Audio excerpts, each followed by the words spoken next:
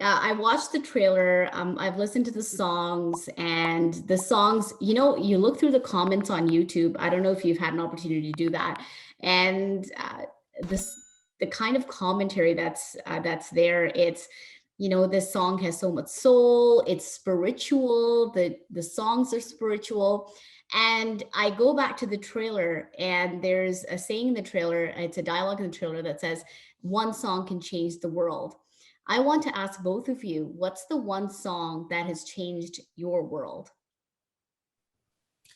In my case, the first album, Roja, Yeah. where yeah, after that there were no questions for me, no, people looking at me judgmentally. So, oh, this is what he is, and then I started from there, and that never existed before. It was in parts. It culminated and became that soundtrack because of the love of Mani Ratnam and his genius, and me working with him, and Vairamuthu, and yeah. So yeah, that's one album which changed my life. Ehan, for you? 99 songs changed my life. Not a one song, but 99 songs did change my life. It's a lifetime opportunity for me, and to have 14 songs in Hindi and 14 in Tamil and Telugu. Yeah.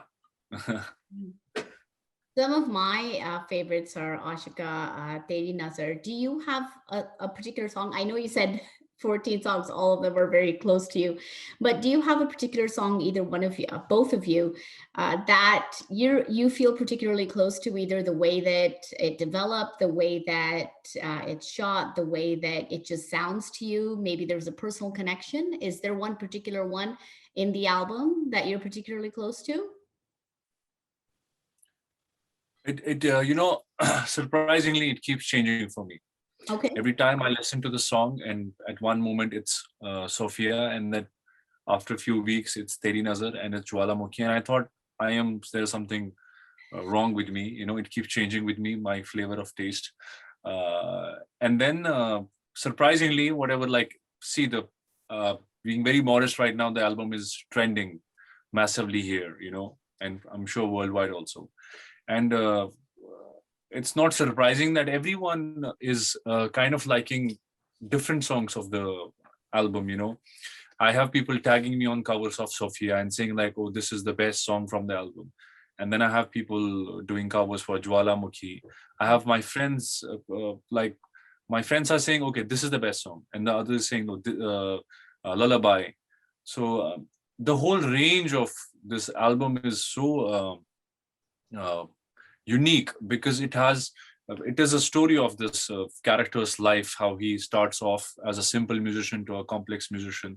So you have music changing as his life progresses, and you have Sophia, which is a pop, and then you have Sai, which is a devotional song. You have a lullaby, you have a jazz number. I mean, I could just say like, I'm lucky that I got a film and then I got an album which is so dynamic in its range, and I wish I could tell you right now, like, hey, this is one songs. At one moment it's this song for me, and tomorrow it's the other, and it keeps changing. That's the genius of Rahman sir. No, there's script. I think there's a character arc in this where he has to start simple and get complex and more complex and more complex, and finally he just I don't need all that. There's a Zen mode where something else happens. So that's the whole idea of the soundtrack, having that whole graph. Right. And that's the thing, right? I think in a previous interview you said, Rahman sir, you said that the music is driving the narrative. And one of the things that I've made an observation of as a viewer is when I'm watching cinema today, primarily I will say cinema that comes from India, it used to be very song heavy, it used to be very music heavy. It's not necessarily the case that it's not song heavy or music heavy now, but the music, I think the commercial viability of songs has sort of changed a little bit. There's a lot of remixes, there's a lot of remakes happening. We're not listening to a lot of original music anymore, although the independent artist scene is changing a little bit. In a world in which a lot of times, if I'm sitting with my family, they're inclined to fast forward through a song. And I will stop them. I will say, I want to listen to the song. I want to watch the choreography. But in a world in which a lot of times songs are being fast forwarded in films, where do you get the conviction to tell this kind of story? And where, Ehan, do you find the conviction to be a part of this kind of story? You want, yeah. So I'm the very same. Like when I feel like the song is not doing much, unless it's too good, I don't want to watch it. I'll see what the story is. But there are two schools. In the Broadway school or the theater school is, if you faster the song, you miss something because the story goes on, Right. right? But every time you do that, then it also hinders the likability of the song because it becomes loaded with information. Right. So I had to play the middle path, I think, where the song actually gives you a story with the visuals that this all happened in his life. And so I got ADD. I can't, how can I listen to 14 songs? And where's the storytelling, right? So it's used very discreetly. It's used in the right way where we need to open up, and sometimes we just need to bring it. Okay, they heard the song on the album, so you know that this is the part. If you pause there, you'll hear the whole song in your mind. So that's the kind of path we've taken, because very objective, more narrative path rather than here I am. It's my movie. I'm going to give you 14 songs and listen to it. No, I understand what it takes to sit and listen to songs. Right. And unless it's absolutely necessary and you have a narrative going, you won't be intrigued because you want to see what the story is doing and Right. what life, how the life is changing for the characters. And yeah, so that's the conviction. Ehan, for you, where does the conviction come from? Yeah, I mean the album, this all the songs are woven so intricately that if you skip the visual, you miss the whole story. Right. If you skip a song, you miss the whole story. So the songs are embedded in the film according to the visual of the narrative. And when I read the script, it was just like it usually grows on you, like how it's our songs are. Like you listen to them in the beginning, and you kind of every time he comes up with a different way of composing a song, and you kind of you need to listen to it twice or thrice, and then it grows on you, and then you can't stop humming the song.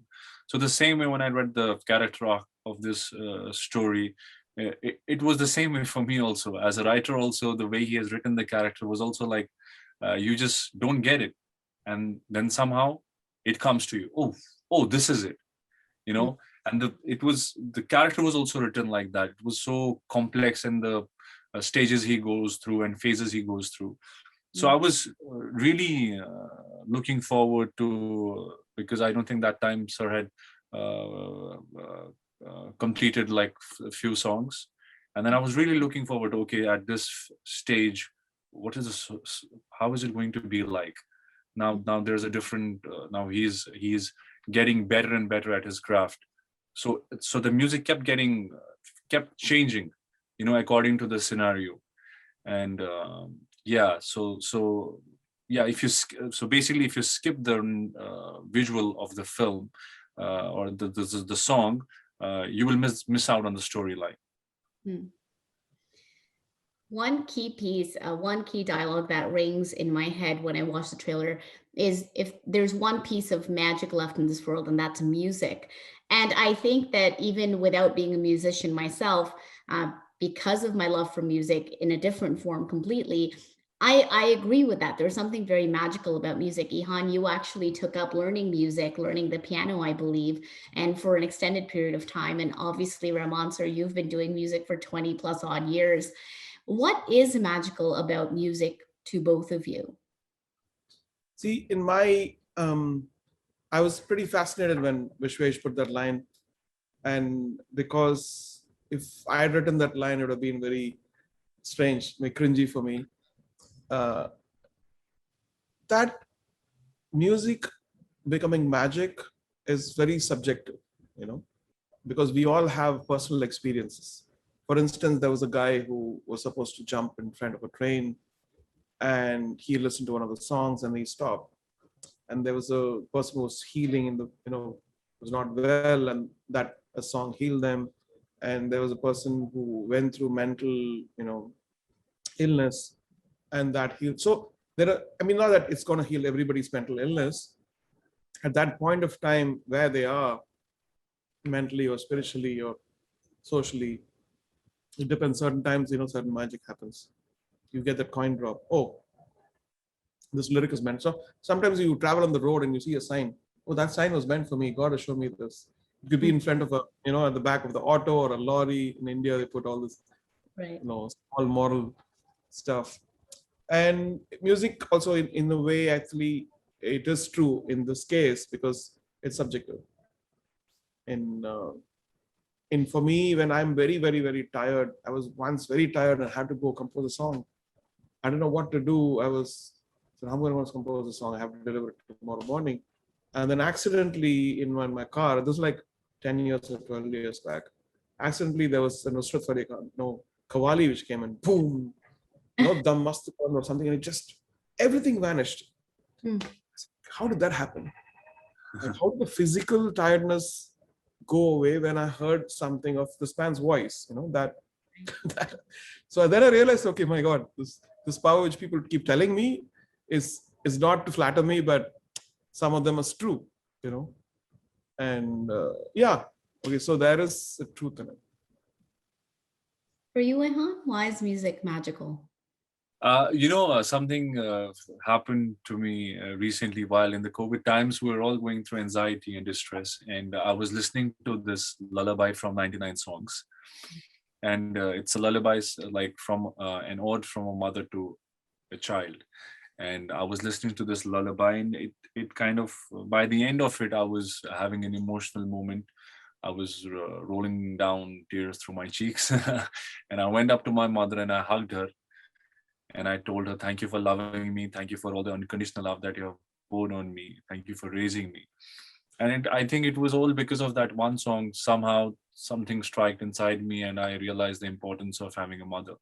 And it's with sometimes there are days when life is with you, and there are days life is against you. And when it's against you, like sometimes you put on your earphones and you listen to a song like Kun Faya Kun, Yes. and you kind of just get lost in a state of trance. You are connected to the divine, and for that moment, all your worries and everything, you just forget, and you're there with your beloved, and you feel peace penetrating through. So I think music is hope, and music and hope, and music is a good thing, and hope is a good thing, and no good thing ever dies. Yeah. Oh, 100%. That's well said. To wrap things up, I want to ask both of you, what's the one thing you've learned about yourself as an artist? Rahman sir, I mean, you've had, I can't even speak about your portfolio, but I imagine that with each project, especially with the new hats that you've donned specifically in relation to this project, what's the one thing you've learned about yourself as an artist? And Ehan, yourself, because you took on music in such a full-fledged manner, what's the one thing you've learned about yourselves? I mean, I learned from Rahman sir. It is not about what you're getting. It's always about what you're giving. I came to this mindset that okay, what am I getting from the industry? And I was so wrong all this while. And being under the guidance of Rahman sir, I learned it's not about that. I was wrong the whole time. It's about, if I come in this industry, what am I going to give to it? What do I have? What do I possess? What does this industry require? And these are the things that sir has. It's not about what industry is giving to sir. He's reached those benchmarks, very early in his life. But he's striving constantly every day, pushing boundaries, pushing his limits. I mean, I've seen him associating with him. Ranveer Singh just as a name, but the real dynamo of energy is Rahman sir. He would perform 16 hours in a row, and then next thing you know, okay, we're all sleeping and Rahman sir is composing music. So I don't know when he sleeps and all that. He's always in that constant battle of like giving to the humanity, serving to the humanity. As an artist, it's a lesson for me to learn from the best, to just give. What do you have to give? Nice. Rahman sir, for you? In I think never lose hope, Mm, and there is always something beyond you. And sometimes the carpet is pulled, and we feel like that's the end of our journey and it's the end of our life. But in God's point of view, there is a light at the end of the tunnel, and you're not seeing it. So I felt like in this 10 years of journey, I felt like that's the one thing I learned: be persistent, to have hope, trust. Yeah. wonderful. Ehan and Rahman sir, thank you so much for your time. Thank you so much for giving us such a wonderful soundtrack. Looking forward to the film in, I think, 10 days, I think it is. Looking forward to it all. And just, it seems magical. It when I listen to it, it's just magical when I listen to it. I listen to the soundtrack in my car and it's absolutely lovely. So thank you so much for all of the work that you're giving. And hopefully everything pans out really well for the film. Congratulations so far on all of the success you've had and all of the success I hope that comes to both of you through this film. Thank you so much for your time. Thank you so much. It's a pleasure. Take care. Thank you, Armin. Bye.